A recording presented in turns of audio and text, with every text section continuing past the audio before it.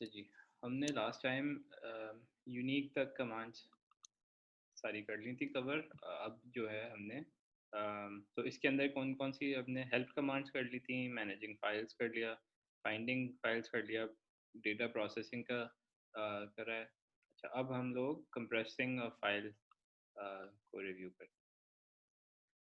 ठीक है, अब कंप्रेसिंग फाइल के अंदर क्या है, सिंपल सी चीज़ है। नॉर्मली जो हम विंडोज़ कंप्यूटर्स के ऊपर फाइल्स को जिप करते हैं ताकि हम शेयर कर सकें। ठीक है, तो इसी तरह से हम लिनक्स में भी फाइल को कंप्रेस कर सकते हैं, हम फाइल्स को अनकम्प्रेस कर सकते हैं। ठीक है, तो बेसिकली क्या है, compress uncompress is equal to zip and unzip. ठीक है, और फिर हमारे पास इसके और भी मुख्तलिफ तरीके हैं। जी अनजिप है और जी जिप है। ठीक है, ये भी कंप्रेशन का एक ऑल्टरनेट मेथड है। ठीक है, और फिर हमारे पास एक और ऑप्शन है जिसको हम टार कहते हैं। ठीक है, टार हम करते हैं जिस फाइल्स, अगर एक से ज़्यादा फाइल्स हैं या डायरेक्टरीज हैं तो हम उनको टार भी करते हैं। ठीक है, तो ये पहले चीज़ें हम कंप्रेशन वाली देख लेते हैं। स्लाइड्स पर देखेंगे अगर हम, तो सबसे पहले कंप्रेस है, कंप्रेसिंग फाइल्स। तो कंप्रेशन के लिए हम कंप्रेस की कमांड यूज़ करते हैं।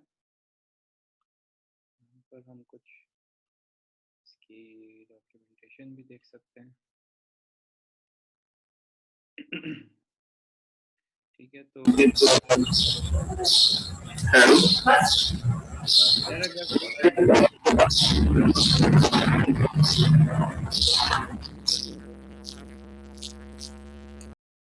मुझे ये बंद करना पड़ेगा, अगर म्यूट पार्टिसिपेंट।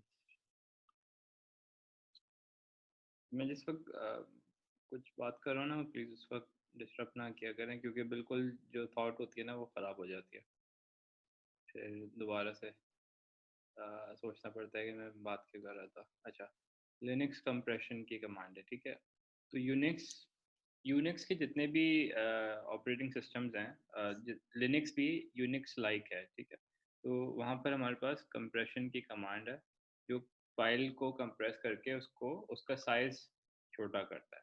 ठीक है, अच्छा, तो इसमें लिनक्स में जो कंप्रेस होके फाइल आउटपुट में आती है उसको एक एक्सटेंशन मिल जाती है, डॉट जी।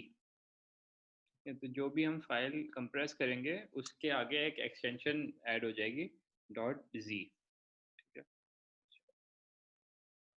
तो अच्छा, the compress utility reduces the files using adaptive Lempel Ziv coding. अच्छा, ये काफ़ी टेक्निकल है, इसको अगर किसी को इंटरेस्ट है जिप कंप्रेशन टेक्नोलॉजी के अंदर और उसके एल्गोरिदम, तो आप इसको देख सकते हैं। अदरवाइज इतना इम्पोर्टेंट नहीं है कि आपको इतने इन डेप्थ पता हो, लेकिन दिस इज अवेलेबल। अच्छा, तो each file is rename to the same name plus the extension. ठीक है, तो जो भी आप फाइल कंप्रेस कर रहे हैं वो फाइल का नेम रहेगा, और उसके आगे जैसे मैंने कहा था कि एक dot G, dot G extension भी उसके साथ आगे अपेंड हो जाएगा। So a file argument with .z extension will be ignored, except it will cause an error. Exit after other arguments are processed. ठीक है, तो अगर ऑलरेडी कोई फाइल जिप हुई हुई है तो उसको दोबारा से आप जिप नहीं कर सकते, उसमें एरर है। ठीक है, अगर आपकी फाइल ऑलरेडी कंप्रेस्ड हुई हुई है या उसको कंप्रेस करने से फाइल का साइज फर्दर रिड्यूस नहीं होगा, तो वो फाइल इग्नोर हो जाएगी।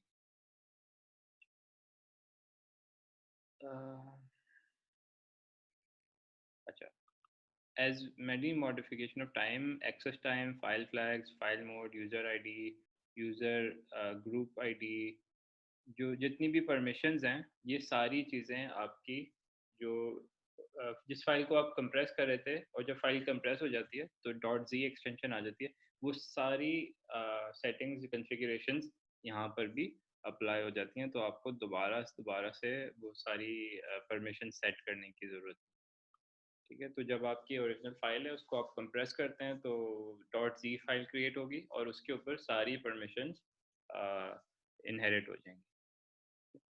If no files are specified, the standard output input is compressed to the standard output. If either the input and output files are not regular files, checks for reduction in size and file overwriting are not performed. Input file is not removed and attributes of input file are not retained in the output file.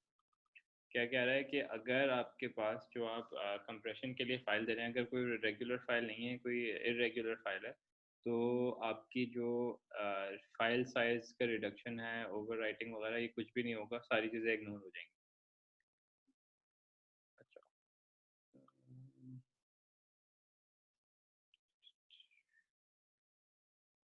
अम, करते हैं. Algorithm में अभी जाने की ज़रूरत नहीं है. Syntax. Syntax में हमारे पास क्या है? कंप्रेस की कमांड है, फिर हमारे पास फ्लैग्स हैं और फिर फाइल. अच्छा, तो कंप्रेस ऑप्शंस देख लेते हैं इसके अंदर. हमारे पास ऑप्शंस क्या क्या हैं? -b, -c, -f and -v. अगर -b पे जाते हैं तो that means bits. Code size is limited to bits which must be in the range 9 to 16. Default is 16. ठीक है, तो ये बिट्स पे लिमिट करेगा जो एल्गोरिदम है उसके लिए ये काम कर रहा है. तो एक तो बी ऑप्शन है. फिर हमारे पास जो मोर कॉमन है वो है -c and -v and -f. तो -c में क्या होगा? Compressed or uncompressed output is written to standard output. No files are modified. V option is ignored. Compression is attempted even if results will be larger than original. अच्छा, यहाँ पर आप क्या कर रहे हैं? जो हमने पहले डिस्क्रिप्शन में पढ़ा था कि क्या होता है, कंप्रेशन कमांड सिर्फ तब चलती है अगर आपकी फाइल कंप्रेस होकर छोटी हो जाएगी तो फिर उसको एक्चुअली कंप्रेशन अप्लाई होती है. अगर फाइल साइज छोटा नहीं होता तो उसको इग्नोर करता है. लेकिन अगर आप कंप्रेशन को -c कमांड के साथ एग्जीक्यूट करेंगे तो ये सारी चीज़ें डिसरिगार्ड करके कंप्रेशन करेगा बाय फोर्स. ठीक है, तो इवन अगर फाइल साइज छोटा नहीं हो रहा होगा, बड़ा भी हो रहा होगा, तब भी आपकी कंप्रेशन एग्जीक्यूट होगी. फिर हमारे पास है -f. तो files are written over written without prompting for confirmation. ठीक है, नॉर्मली क्या होगा कि आपके पास जब आप कंप्रेशन करेंगे तो अगर कोई ऑलरेडी एग्जिस्ट करता है तो आपको कॉन्फर्मेशन आ जाएगी कि ओवरराइट कर दो. लेकिन अगर आप -f कमांड लगाएंगे तो ये ओवरराइट कर देगा. ठीक है, also files are compressed even if they are not actually reduced in size. तो ये आपका -c से एक स्टेप आगे जा रहा है कि ये आपकी जो एग्जिस्टिंग फाइल्स हैं उनको भी ओवरराइट कर देगा. ठीक है, -c में क्या होगा कि नो फाइल्स आर मॉडिफाइड, एक न्यू फाइल क्रिएट करने की ज़रूरत है. और -f में क्या है कि इवन अगर एक एग्जिस्टिंग कंप्रेस फाइल मौजूद है ये उसको ओवरराइट कर देगा. अच्छा, एंड लास्टली हमारे पास -v फ्लैग है. तो इसमें क्या होता है? Print the percentage reduction of each file. ठीक है, आपकी जो फाइल साइज़ है उसको अगर कंप्रेस कर रहे हैं तो आपको वो डिस्प्ले करेगा कि कंप्रेशन से आपको कितना फ़ायदा हुआ कि स्टोरेज स्पेस को. ठीक है, अगर हम इसको एग्जांपल में देख लें तो we just have compress command. -v हम यूज़ करें अगर हम ये देखना चाह रहे हैं कि रिडक्शन कितनी हुई है फाइल साइज़ में, और फिर हम फाइल का नेम ऐड करते हैं. ठीक है, तो अगर मैं अपने पास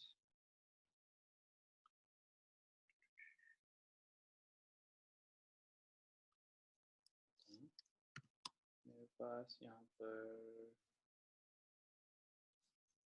कोई ऐसी फाइल नहीं है जो ज़्यादा इसका फाइल साइज़ हो. ऐसा कुछ ढूंढें जिसका फाइल साइज़ हो.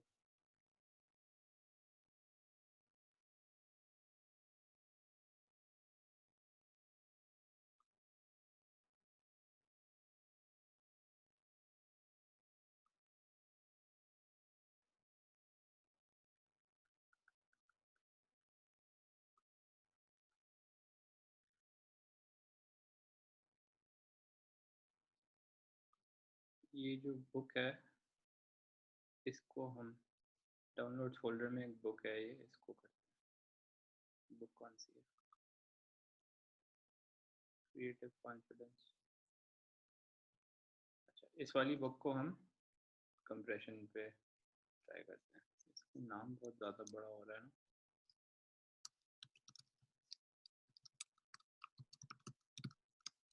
ठीक है, अब इसको हम डाउनलोड्स में सर्च करते हैं।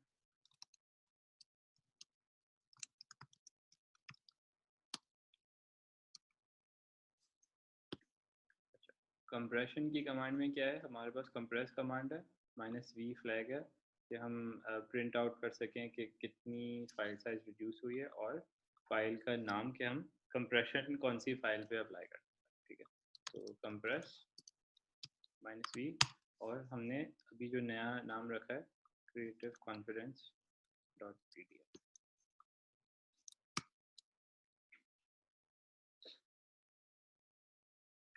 तो कुछ प्रोसेस में तो कुछ हो रहा है।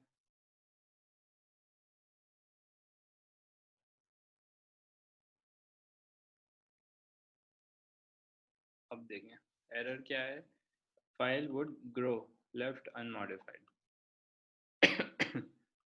तो ये क्या कह रहा है कि अगर मैं इस पीडीएफ फाइल को कंप्रेस करने की कोशिश करूँगा तो इसका फाइल साइज एक्चुअली में बढ़ जाएगा। तो अब हम इसको, अगर हम दूसरा इसका जो फ्लैग था -c, ये अगर हम इसके साथ अप्लाई करें तो रिमेंबर के -c कमांड में -v फ्लैग इग्नोर हो जाता है। ठीक है, तो हम -c अगर रन करते हैं तो ये कुछ करने लगा है।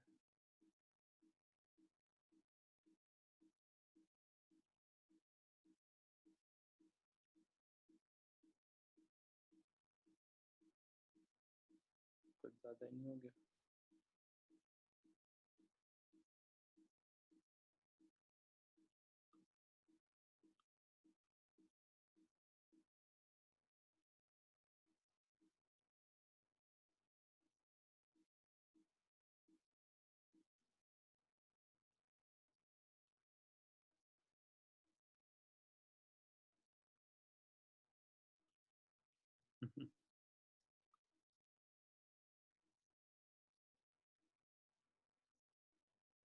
सिस्टम स्टक हो रहा है मेरा।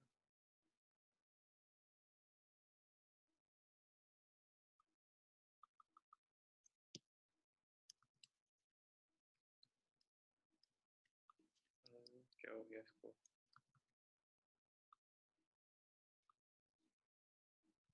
टर्मिनल टूट गया लग रहा है।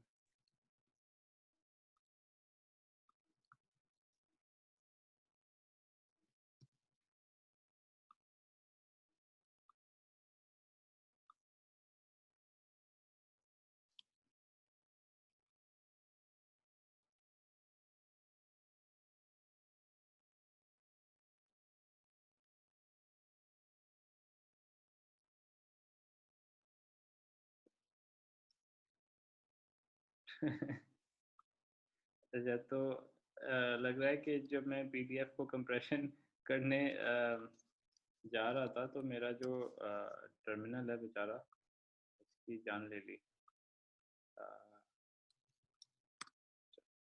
तो हमने क्या कमांड यूज़ कर रहे थे, हम -c ट्राई कर रहे थे।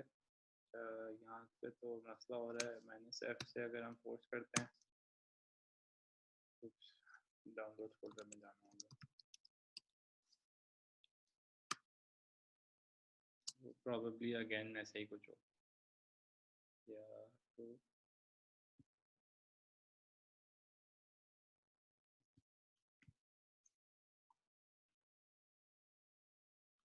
हुआ है, कुछ हो गया है।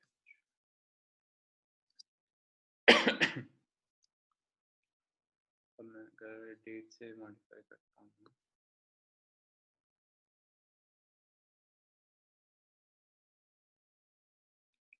नहीं वो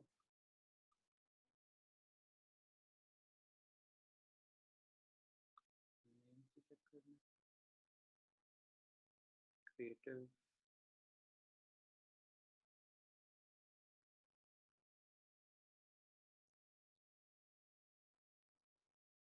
या creative confidence dot pdf dot z। ठीक है यार, फाइल्स ये बार बार लिखने से फ़ायदा नहीं है। मेरा ऑडियो बिल्कुल सही है, तो ये प्लीज़ इस तरह से नहीं करते। 10 बार एक चीज़ लिखने से मेरी ऑडियो ठीक नहीं हो जाएगी यार। अपना अपना जो ऑडियो सिस्टम है उसको चेक कर लो ना, मेरी तरफ से तो इशू नहीं है।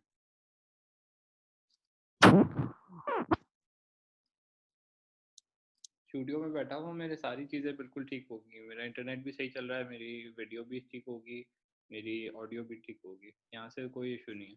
आपका इंटरनेट या तो मसला कर रहा होगा या कुछ इशू है आपके साइड पर, क्योंकि बाकी सबका चल रहा है ना।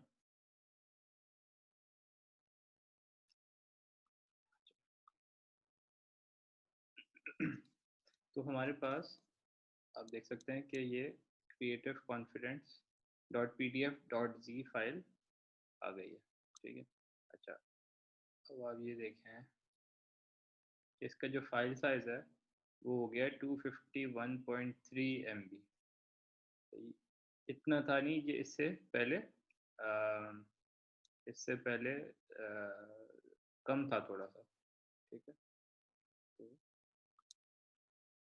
हाँ सैम, अगर आपको ये एरर आ रहा है तो ये वाली कमांड से कंप्रेशन वाली जो कमांड है, जो एग्जीक्यूटेबल है, वो इंस्टॉल हो जाएगा।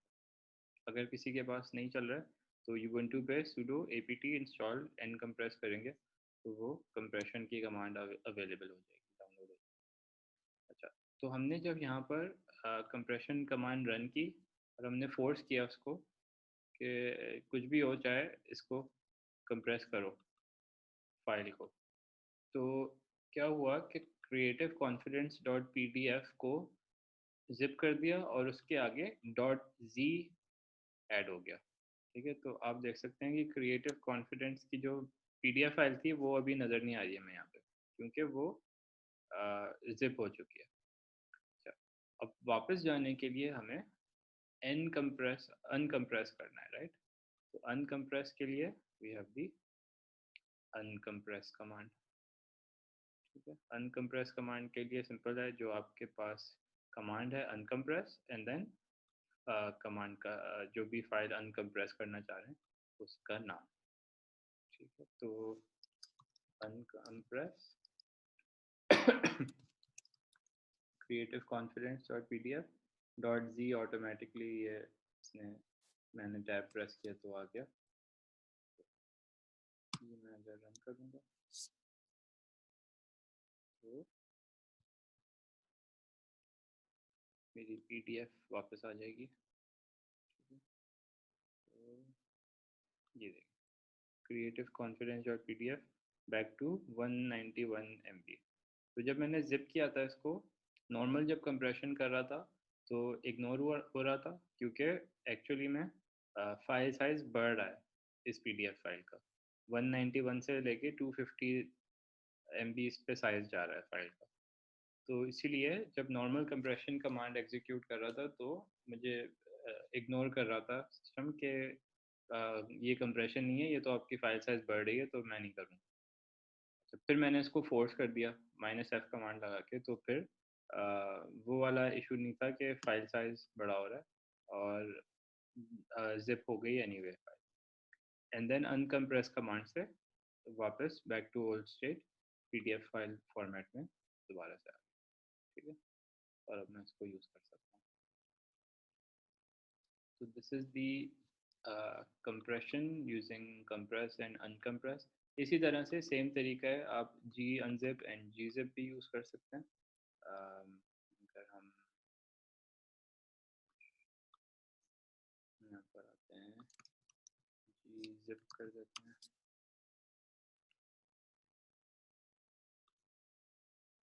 ठीक है, तो gzip command creates list and modifies data from gzip archive. अच्छा, तो description, gzip reduces file name size using the same coding algorithm। यही हम यूज़ कर रहे थे कंप्रेस में, तो वही सेम एल्गोरिदम चल रहा है, बस थोड़ा सा एप्लीकेशन का फ़र्क है। वो हम एन कंप्रेस यूज़ कर देते हैं, यहाँ पर जी जिप है और जी अनजिप है। ठीक है, तो इसके अंदर ऑप्शंस भी कुछ फ़र्क हैं। आप सारे ऑप्शंस तो नहीं देखते हम लोग, कुछ देख लेते हैं।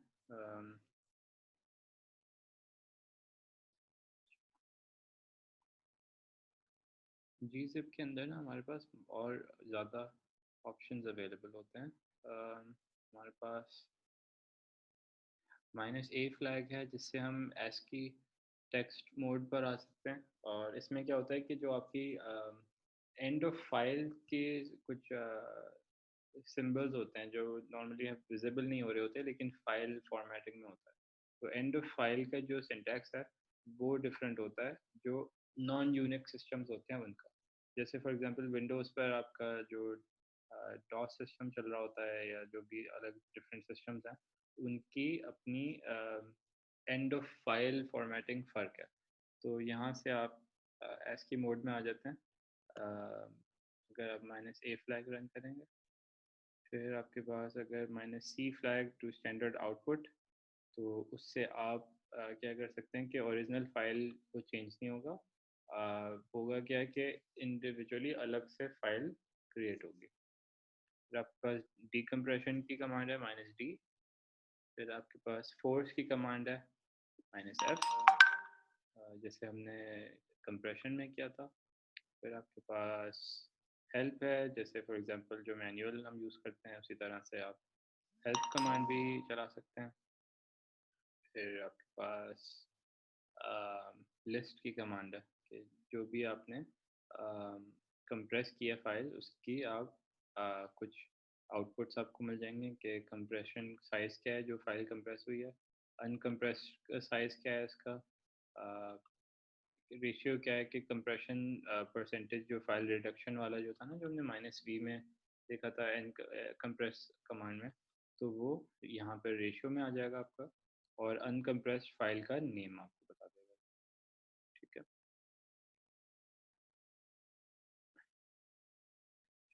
uncompressed size is given as -1 for files not in gzip format, such as compressed.z files.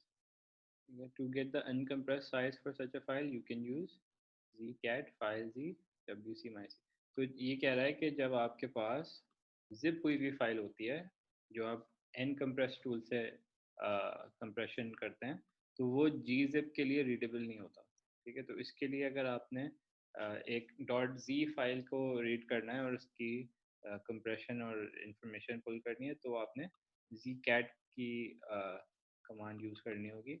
ये भी एक टूल है, उस इसके थ्रू आपको वो डिटेल्स मिल जाएंगी, क्योंकि जी जिप आपको नहीं बता सकेगा।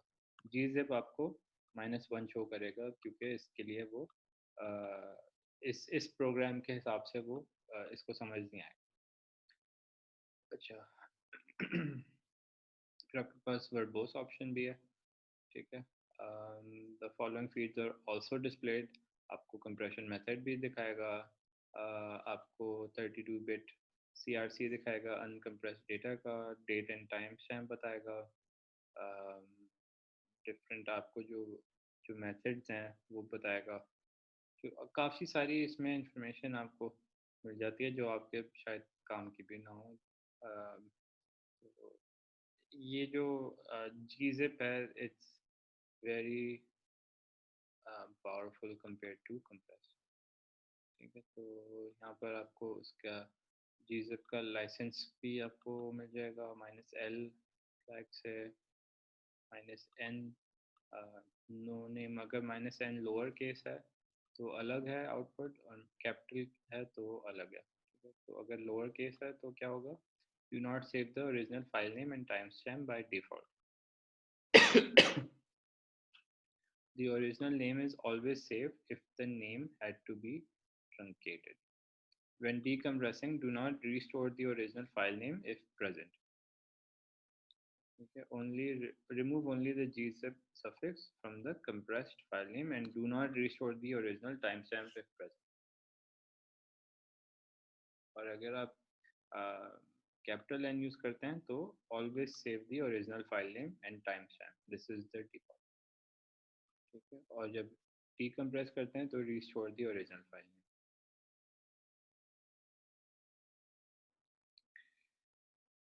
फिर आपके पास क्वाइट करने का है कि वो जितनी वार्निंग्स आपको मिलती हैं कि फ़ाइल छोटी नहीं होगी या जो भी है, तो क्वाइट से ये खामोश कर देगा कि just do what I am asking और वार्निंग्स ना। फिर आपके पास रिकर्सिव है। रिकर्सिव से क्या होगा कि जो आपके पास पूरी जो डायरेक्टरी स्ट्रक्चर है उसके अंदर एक एक करके सारी कमांड, सारी डायरेक्टरीज के ऊपर ये अप्लाई हो जाएगा। ठीक है, तो there is tons of things, इसको आप यूज़ कर सकते हैं। अगर अपने एग्जाम्पल पर हूँ इसका कोई,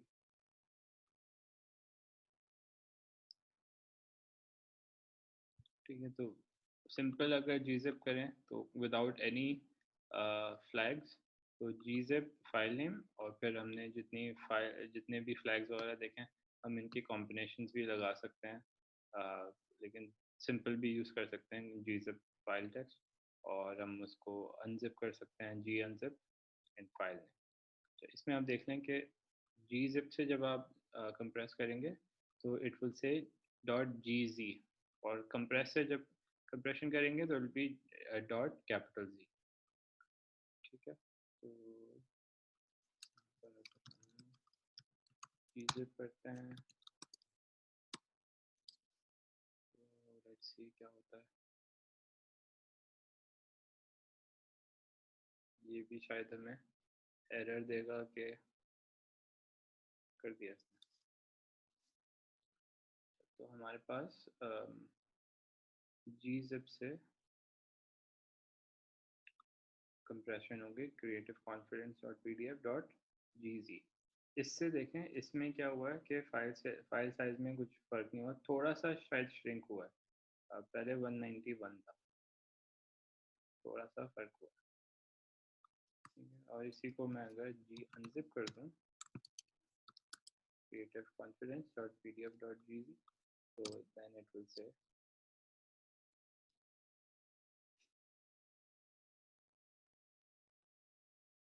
वापस आ गई 191। ठीक है, तो इससे पता चल रहा है कि हमारी जो gzip और अनजिप, gzip और कंप्रेस के अंदर जो एल्गोरिदम है पीछे वो तो सेम एल्गोरिदम यूज़ हो रहा है, लेकिन देर इज़ अ डिफरेंस जिसमें बिहेवियरली ना कभी कभार कुछ फ़र्क आ जाता है। ठीक है, फिर आपके पास टार का भी ऑप्शन है।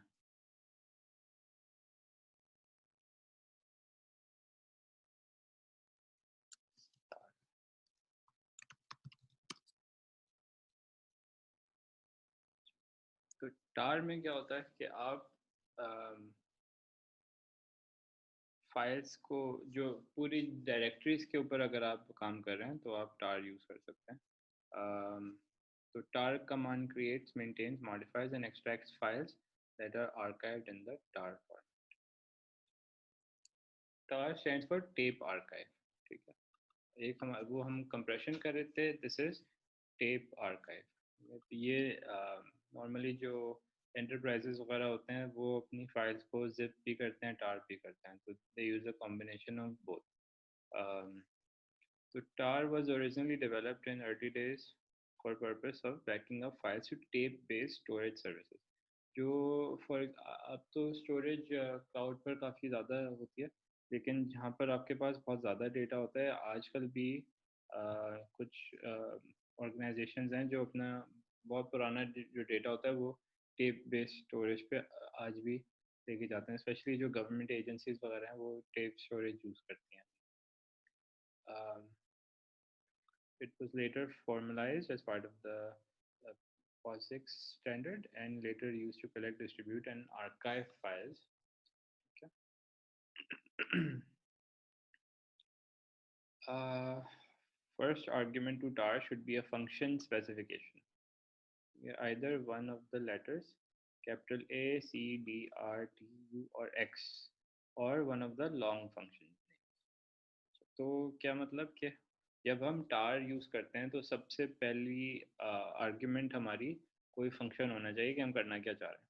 ठीक है, तो टार एक पूरा टूल है, उसके अंदर हमारे पास मल्टीपल फंक्शनैलिटीज़ हैं। तो जब भी हम टार यूज़ करें तो हमें उनमें से कोई एक फंक्शनैलिटी सेलेक्ट करने की ज़रूरत है, बताने की ज़रूरत है कि हम करना क्या चाहते हैं। A function letter does not need to be prefixed with a dash and may be combined with single letter options।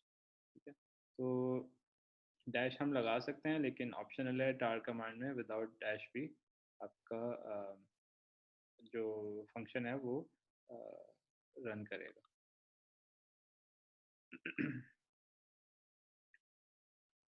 तो यहाँ पर आप ये सारी जितनी भी फाइल्स हैं, जितनी भी कमांड्स हैं, ये सब बराबर हैं। किस तरह से कि सबसे पहले आपका टार की कमांड आ गई कि हम टार करना चाह रहे हैं, फिर हम कुछ क्रिएट कर रहे हैं और हम फाइल बता रहे हैं कौन सी है, archive.tar, और हम ये बता रहे हैं कि कौन सी फाइल हमने क्रिएट करनी है। ठीक है, archive.tar क्रिएट होगी और हमने फाइल 1 एंड फाइल 2 को सेलेक्ट करके टार कर। ठीक, तो ये हो गया। एंड देन इसी कमांड का इक्विवेलेंट है टार -c -f, तो ये क्रिएट हो गया, फाइल का आ गया, इसके साथ में आपको नाम भी दे दिया, तो file equals archive.tar, file 1 and file 2। ठीक है, तो सिंटैक्स डिफरेंट है। तो यहाँ पर टार -cf एक साथ हो गए, तो create and file archive.tar and then file 1 and file 2, and last में एवरीथिंग इज द सेम, बस ये माइनस साइन हटा दिया है, it will still be the same. तो ये सारी जितनी भी कमांड्स हैं चारों, इन सब का आउटपुट सेम होगा। ठीक है, क्योंकि सबका मतलब सेम। अच्छा, तो ये आपके पास स्टार के मेन मोड्स हैं। अच्छा, तो सबसे पहले ए, कंकैटिनेट। तो append tar files to an archive, कि आपके पास ऑलरेडी एक आर्काइव है, उसके साथ आप टार फाइल अपेंड करना चाह रहे हैं या उसके साथ ऐड करना चाह रहे हैं। फिर आपके पास क्रिएट की कमांड है, क्रिएट का फंक्शन है कि आप नई कोई आर्काइव क्रिएट कर रहे हैं। फिर आपके पास डिफरेंस कमांड है डी, कि आपके पास अगर दो आर्काइव्स हैं तो दोनों को कंपेयर कर लें। फिर आपके पास डिलीट कमांड है कि आप डिलीट आर्काइव के अंदर से डिलीट कर सकते हैं। अगर आपके पास ये क्या है कि मैग्नेटिक टेप अगर है तो उस पर नहीं काम करेगा। आप आर कमांड यूज़ करते हैं तो append to the end of a tar archive, कि आपके पास ऑलरेडी एक टार आर्काइव है, उसके अंदर आप कोई एडिशनल फाइल्स ऐड करना चाह रहे हैं तो वो स्टार आर्काइव के एंड में ऐड हो जाएंगे। फिर आपके पास टी कमांड है कि list the contents of an archive. सही है। आपके पास टेस्ट लेबल है, to test the archive label and exit. फिर आपके पास अपडेट है कि append files but only those that are newer than the copy in the archive. ठीक है, फॉर एग्जांपल आपके पास एक पूरा जैसे आपका कोड है अगर, तो आपके कोड में सारी फाइल्स एग्जिस्ट करती हैं जो टार फाइल में भी है। आपने जैसे कल अगर टार फाइल क्रिएट की थी, तो आज आपने जो चेंजेस किए हैं अगर आप अपडेट करते हैं तो जो भी आज चेंजेस किए हैं वो वाली फाइल्स पुराने आर्काइव से नहीं होंगी, तो वो अपडेट हो जाएंगी, बाकी फाइल्स को कुछ नहीं होगा। और फिर आपके पास एक्सट्रैक्ट का ऑप्शन है कि अगर आपके पास एक आर्काइव है तो उसमें से फाइल्स आप एक्सट्रैक्ट करें। ठीक है, तो these are all the different options with tar. और भी there is a lot of different things you can do. तो अगर एग्जांपल में जाएं तो हम पहले क्रिएट का एग्जांपल देख लेते हैं और फिर हम एक्सट्रैक्ट का देख लेते हैं। ठीक है, बाकी सारी चीज़ें आप प्रैक्टिस करेंगे घर पे। ठीक है, अ, यहाँ पर मैं अ, मेरा जो नॉर्मल जो फाइल है,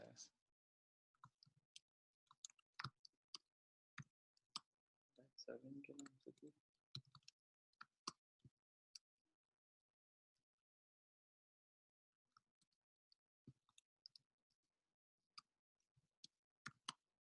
ठीक है, ये जो फाइल है इसको मैं tar करना चाहता हूँ,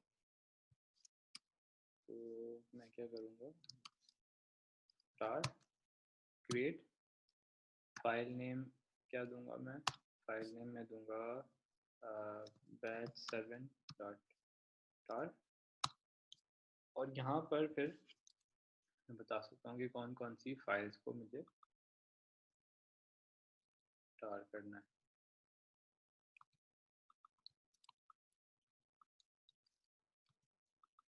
ठीक है, तो I can give a bunch of,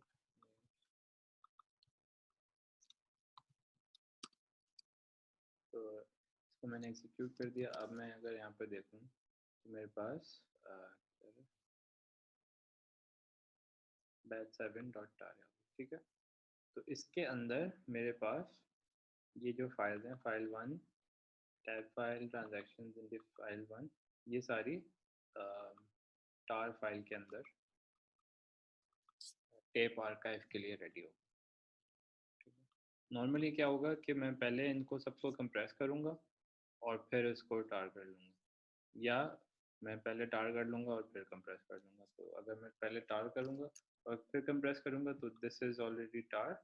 अब मैं इसको कंप्रेस कर सकता हूँ कि कंप्रेस batch7.tar,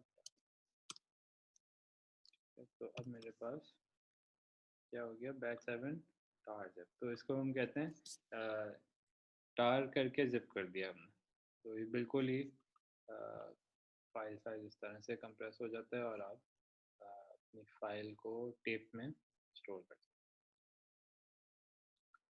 ठीक है, तो this is how we do tar. अच्छा अब क्या बचा हमारे पास, डेट एंड टाइम। ठीक है, तो कंप्रेशन फाइल्स का ये सारी हमने कमांड्स देख ली हैं, इनको आपने प्रैक्टिस करना है अच्छी तरह से ताकि आप इसको और अच्छी तरह से समझ सकें और प्रैक्टिकली आप इनको खुद से चलाने की इनकी आदत हो जाए। अच्छा, फिर हमारे पास डेट एंड टाइम की कुछ कमांड्स हैं, ये बहुत सिंपल हैं। इसमें तो कुछ भी नहीं करना, सिर्फ ये कमांड अगर ऐड करेंगे कैल, तो आपको कैलेंडर शो हो जाएगा और डेट से आपको करंट डेट एंड टाइम आ जाएगी। तो कमांड लाइन पर कैल से मुझे एक कैलेंडर टाइप की आउटपुट आ जाएगी और उसमें आज की डेट नज़र आ रही है, सेलेक्टेड टुडे इज़ April 19 और 2020। ठीक है, और फिर मेरे पास अगर मैं डेट कमांड यूज़ करता हूँ तो इसी चीज़ को मुझे ये एक टेक्स्ट फॉर्मेट में शो करेगा, day of the week, month, date, time stamp आ गया कि इट्स 12:42 PKT, तो Pakistan time, and the year is 2020। ठीक है, तो ये हमारी कैलेंडर एंड डेट्स के कमांड्स हैं। फिर हमारे पास अच्छा, मैनेजिंग प्रोसेसेस। यहाँ पर क्योंकि मैं मैक पर हूँ तो थोड़ा सा बिहेवियर चेंज मिलेगा आपको, लेकिन लेट्स ट्राई। अच्छा, सबसे पहले बैकग्राउंड। तो इसमें क्या होगा, रन अ प्रोग्राम और process in the background. Normally क्या होता है कि जब हम कोई एप्लीकेशन स्टार्ट करते हैं तो वो एग्जीक्यूट होती है, रनिंग स्टेट में आती है और वो हमारे पास विजिबल स्क्रीन पे आ जाती है। अगर कोई हमारा एग्जीक्यूटेबल टाइप ऑफ एप्लीकेशन है या जो भी है, लेट्स सपोज कोई कमांड टाइप की कोई स्क्रिप्ट है, अगर कोई स्क्रिप्ट है और हम उसको एग्जीक्यूट करना चाह रहे हैं और हम चाहते हैं कि वो विजिबल ना हो, बस वो एग्जीक्यूट हो जाए बैकग्राउंड में, वो प्रोसेस चल जाए, तो उसके लिए हम ये बैकग्राउंड कमांड यूज़ करते हैं, BG। तो इट्स वेरी सिंपल कि हम BG कमांड से स्टार्ट करेंगे और फिर उसके बाद अपनी जो भी स्क्रिप्ट है वो एग्जीक्यूट कर सकते हैं। अगर हमने उसका सिंटैक्स देखना है,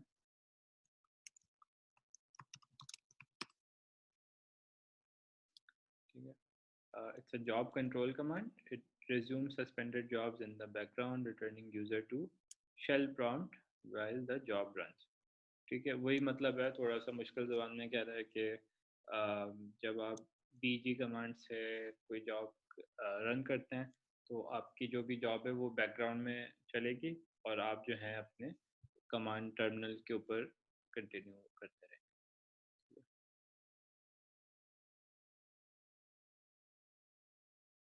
तो इसका सिंटैक्स क्या है? Background and job.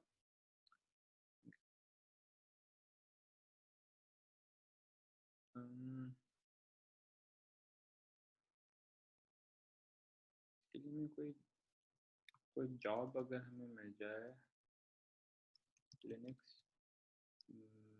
Script, sample script download कर लें हम लोग इस पर्पज़ के लिए।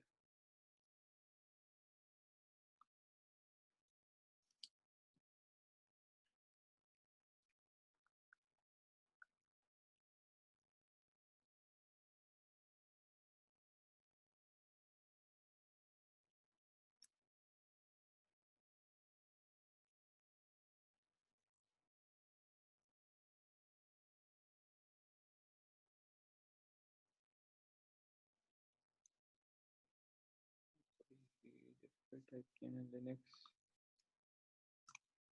सिंपल जॉब,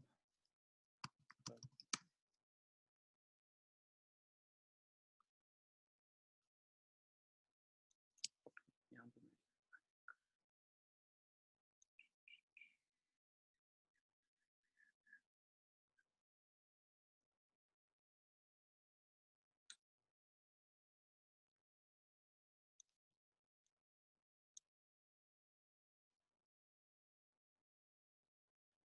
कोई स्क्रिप्ट, अभी स्क्रिप्टिंग हम कर नहीं रहे ना, तो स्क्रिप्ट अभी बनाने का ऐसा नहीं है,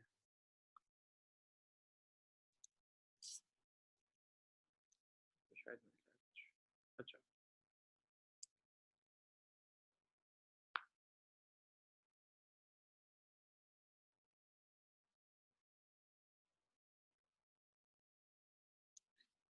कुछ करेंटली चल रहा है, करेंटली चल रहा है। कह रहे हो एको सी एन सी को डालकर एस एच फाइल बना दें और रन करें, लेकिन वो असल में बैकग्राउंड में ना रिपीटेडली नहीं चलेगा ना, एक ही बार एको वाली कमांड जो है ना वो एक बार 1 सेकंड का है ना, मसला ये है। हमें कुछ चाहिए जो कंटिन्यूसली चल सके ताकि हमें नज़र आ जाए, ये मसला है।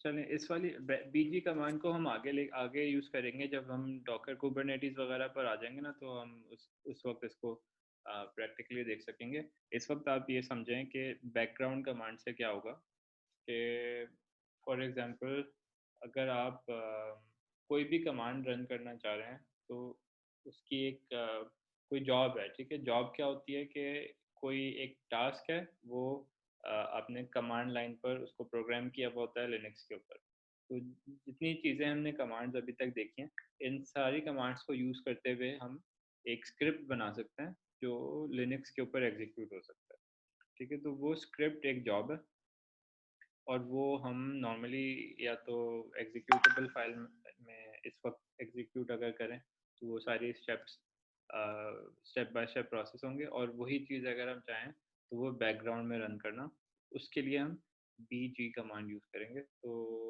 जब हम स्क्रिप्टिंग करेंगे या आगे आगे यूज़ करेंगे तो हम बैकग्राउंड उस वक्त ट्राई करें।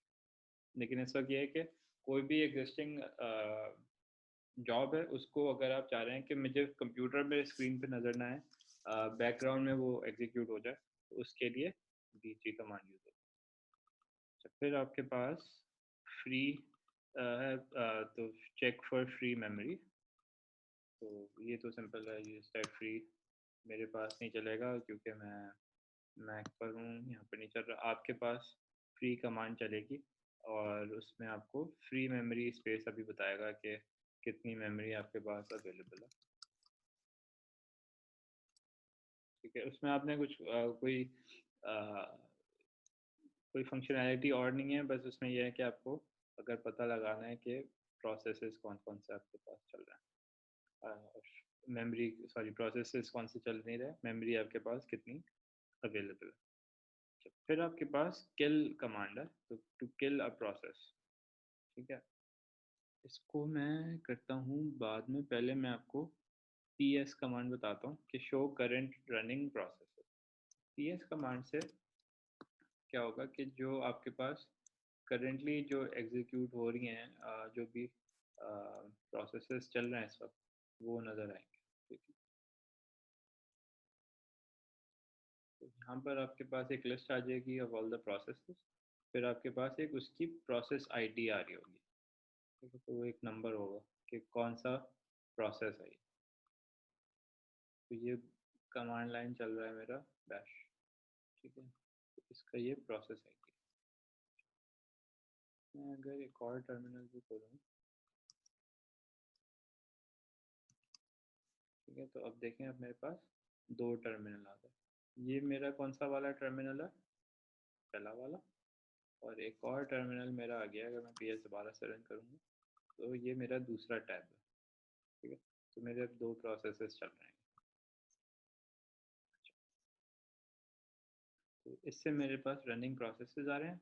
अगर अब मैं किल करना चाहूँ, ठीक है, तो अब मैं किल कर सकता हूँ। किल करना,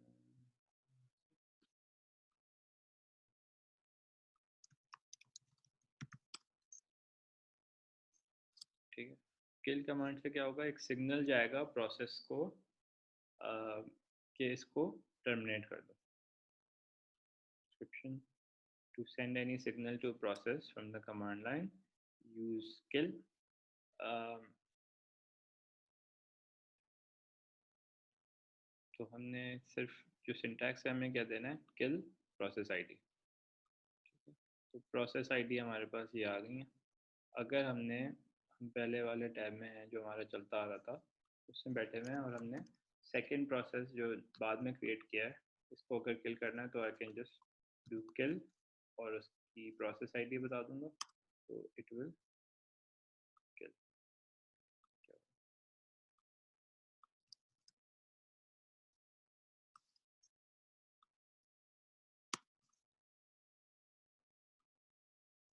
नहीं,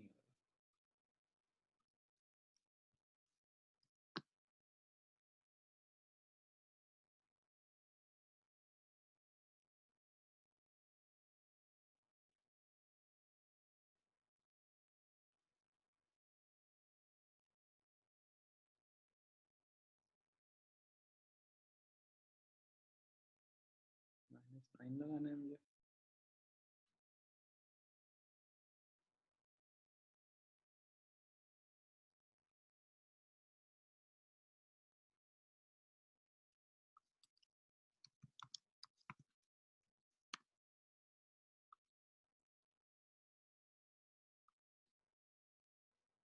ये लेकिन प्रोसेस कंप्लीटेड आ गया, तो ये किल हो गया। ठीक है, यहाँ पर ये एक्चुअली किल हो गया, लेकिन यहाँ पर विंडो क्लोज नहीं हुई है, विंडो इज़ ओपन, लेकिन प्रोसेस कंप्लीटेड आ रहा है। तो मतलब यहाँ पर मैं और कुछ कर नहीं सकता, ये प्रोसेस किल हो चुका है।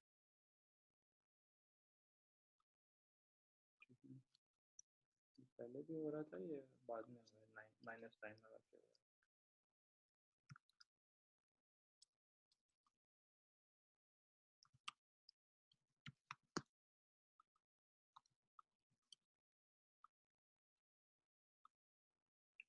तो किल -9 एंड पी आई डी से मेरा प्रोसेस ये किल हो।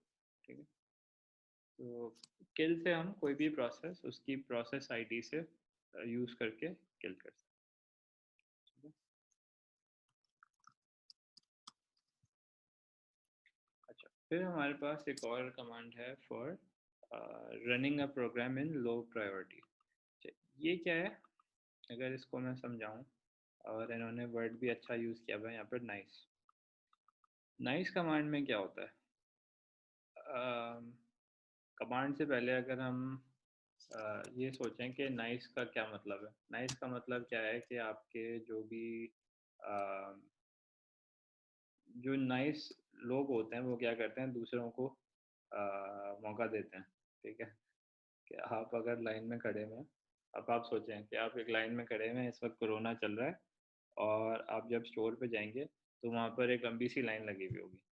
ठीक है, अब कोई आते हैं सीनियर अंकल, कोई ना 70-80 साल के, तो अगर आप नाइस हैं तो आप बोलेंगे सर आप पहले चले जाएं, मैं मेरी प्रायोरिटी इस वक्त कम है, आप जो हैं वो आगे जा सकते हैं। ठीक है, और अगर आप नाइस नहीं हैं, आप बोलेंगे भाई सॉरी अभी तो कोरोना चल रहा है और सब अपना अपना देख रहे हैं, आप लाइन में लगे। ठीक है, तो फिर आप अ, अपनी प्रायोरिटी भी अ, अ, अपनी प्रायोरिटी आपने ज़्यादा कर दी, कि एक्चुअली में हमारी प्रायोरिटीज़ अब बराबर हैं। तो इसी तरह से जब आप कोई प्रोग्राम एग्जीक्यूट करेंगे, अ, तो आप क्या कर सकते हैं कि नाइस से अगर आप किसी प्रोग्राम को रन करते हैं तो वो अपनी प्रायोरिटी लो कर देगा, ताकि दूसरे टास्क को प्रायोरिटी मिल जाए और उनको रिसोर्सेज जो आपके हैं वो पहले उनको मिले। ठीक है, तो ऑपरेटिंग सिस्टम क्या करेगा, लिनक्स की पॉइंट ऑफ व्यू से अगर सोचें तो वो उसके सामने एक लाइन लगी हुई है, वो कैशियर है। ठीक है, और आपके पास एक पहले से, जैसे मैं खड़ा हुआ लाइन में, ठीक है, तो मैं अगर नाइस मोड में चल रहा हूँ और लिनक्स के लाइन में खड़ा हूँ, कैशियर के पास मैं पहुँचने लगा हूँ, लेकिन एक और अंकल आ गए, और मैं क्योंकि नाइस मोड में चल रहा हूँ तो मैं ऑपरेटिंग सिस्टम को बोलूँगा यार इनको प्रायोरिटी मुझसे ज़्यादा दे दो। तो कैशियर जो लिनक्स ऑपरेटिंग सिस्टम है वो बोलेगा सर आप आ जाएं पहले, उनका जो भी काम है उनको सारी रिसोर्सेज देगा, और फिर जब उनका काम हो जाएगा फिर मेरी बारी आएगी कि अच्छा आपको जो चाहिए फिर वो बाद में। ठीक है, तो इसी तरह से नाइस कमांड हम जब एग्जीक्यूट करेंगे तो जो भी प्रोसेस शुरू होगा वो अपनी प्रायोरिटी लो कर देगा।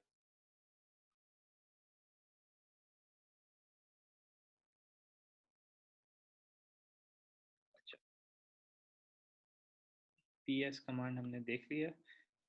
टॉप कमांड से क्या होगा कि जो आपकी जो प्रोसेसेस हैं वो आ जाएंगे, और एक कंप्लीट लिस्ट हो जाएगी जिसमें आपकी सीपीयू और मेमोरी यूटिलाइजेशन भी नज़र आएगी। तो this is top.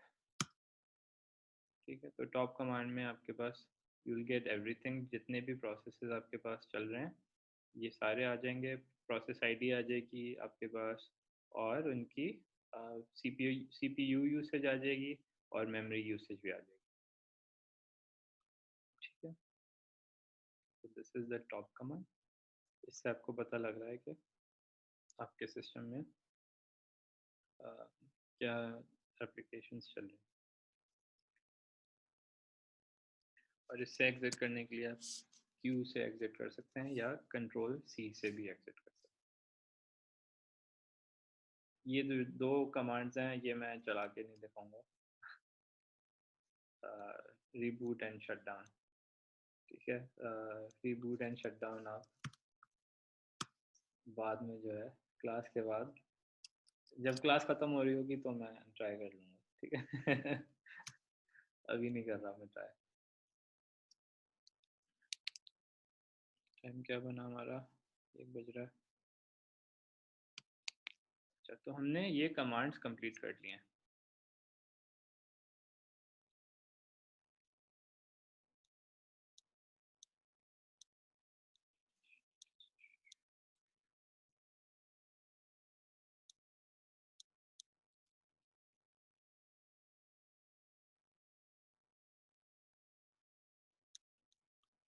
Single continuous,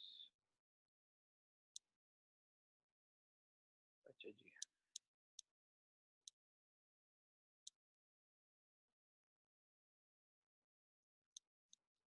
मेरे ख्याल से काफ़ी हो गया। तो हमने सारी कमांड्स तो कंप्लीट कर ली हैं। अम, अब हमारे पास 2 चैप्टर्स रह गए लिनक्स के, तो वो इंशाल्लाह हम जो सैटरडे आएगा, सैटरडे को हम लिनक्स कंप्लीट कर लेंगे, और संडे से फिर हम डॉकर शुरू करेंगे। अम, थोड़ा सा यहाँ पे मैंने टाइम एक्स्ट्रा दिया है ताकि आप लोगों को कुछ दिन मिल जाएं लिनक्स को जो भी इश्यूज हैं वो रिजॉल्व करने के लिए। अपने पास 5-6 दिन मिल जाएंगे आपको ये कमांड्स को ठीक से प्रैक्टिस करने के लिए, समझने के लिए, और फिर हम आगे जब बढ़ेंगे, ठीक है। तो ये वाला वीक ज़ाया नहीं करेगा, ये बहुत इंपॉर्टेंट है कि आपके पास लिनक्स पूरा कंप्लीट सेटअप हो जाए और ये जितनी कमांड्स हमने देखी हैं इन सबको अच्छी तरह से आप प्रैक्टिस करें। ठीक है, कोई सवाल है किसी को?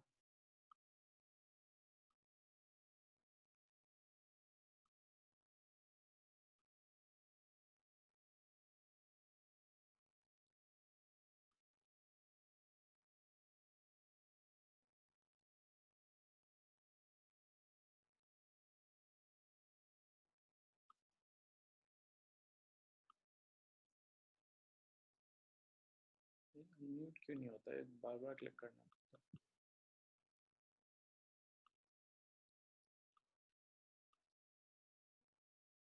सादिक। अस्सलाम वालेकुम सर। वालेकुम सलाम। सर मैं ये जानना चाह रहा था कि जैसे कमांड्स तो हम लोग देख लेते हैं और प्रैक्टिस उस पे हो जाती है, लेकिन एक मुश्किल ये होती है कि इसकी जो फ्लैग्स हैं और स्विचेस हैं जी, इनको याद रखना बड़ा मुश्किल हो जाता है। तो क्या कोई इसके लिए तरीका है इस तरह के हम में वो याद सारे रख सकें इन चीज़ों को? तब तो कोई भी याद नहीं रखता, वो तो मैनुअल्स और ये सारी चीज़ें इसके लिए अवेलेबल हैं। लेकिन अभी हम क्योंकि स्टडी कर रहे हैं तो इस वक्त क्या है कि जो मेन मेन जो फ्लैग्स होते हैं वो तो आपको याद होने चाहिए कि एक हर कमांड में एक दो फ्लैग्स हैं जो ज़्यादा यूज़ हो रहे होते हैं, राइट। तो वो तो आपको याद हो सकते हैं, बाकी जो इतने सारे हैं उनको याद करने की ज़रूरत है। जैसे फॉर एग्जांपल टार में आपने क्रिएट करना है या एक्सट्रैक्ट करना है तो वो सी और एक्स से होगा, राइट। डिफरेंस कमांड में आपने -y से उसको ह्यूमन रीडेबल में लाना है। इस तरह से जो कुछ मेन मेन कमांड्स हैं वो तो आप याद कर लें, बाकी पूरा पूरा सारी चीज़ें याद करने की ज़रूरत नहीं अच्छा, और सर मेरा ये एक आखिरी क्वेश्चन ये था कि क्विज़ कब होगा हमारा ये जो प्रॉपर क्विज़ होगा? है। जी जी। अच्छा, क्विज का ये है कि जब ये मॉड्यूल कंप्लीट होगा तो उस वक्त एक क्विज हम करेंगे जिसमें तीनों चीज़ें एक साथ होती हैं, लिनक्स, डॉकर एंड कुबरनेटिस। अच्छा, ठीक है सर। ठीक है, थैंक यू। Ji welcome.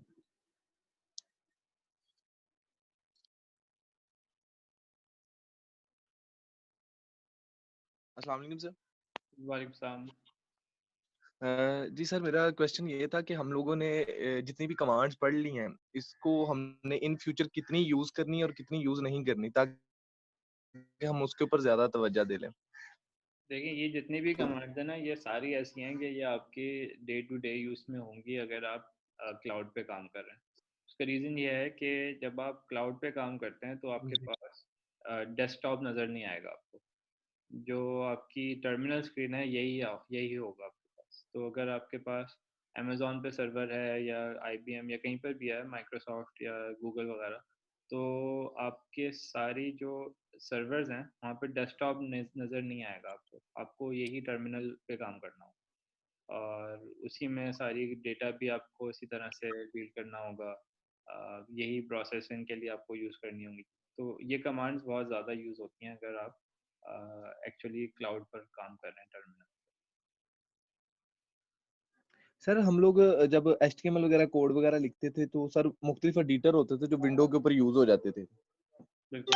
तो उस तरह का इसमें कुछ नहीं होता सर? असल में दो चीज़ें हैं ना, दो चीज़ें हैं। एक है जो आप एप्लीकेशन डेवलपमेंट करते हैं, ठीक है, उसमें तो बिल्कुल आप आईडीई यूज़ करेंगे, उसमें हम विजुअल स्टूडियो कोड यूज़ करेंगे। इस तरह से मैं बताता हूँ, जी। ये विजुअल स्टूडियो कोड है, ठीक है। तो इस तरह से हमारे पास पूरा एक टूल होगा जिसमें हम कोडिंग कर सकेंगे, ठीक है। लेकिन जी। अभी हम बात कर रहे हैं क्लाउड की, कि जी। जी। क्लाउड पर हम अपनी एप्लीकेशन होस्ट करेंगे। वहाँ पर तो इन टूल्स का कोई काम नहीं है, ठीक है। वहाँ पर अगर हमने मैन्युअली जाना है और सर्वर को चेक करना है, सर्वर पे कोई ऑपरेशन रन करना है, तो फिर तो हम लिनक्स के बगैर नहीं कर सकते कुछ जी सर, भी। ठीक है sir, thank you. You're welcome.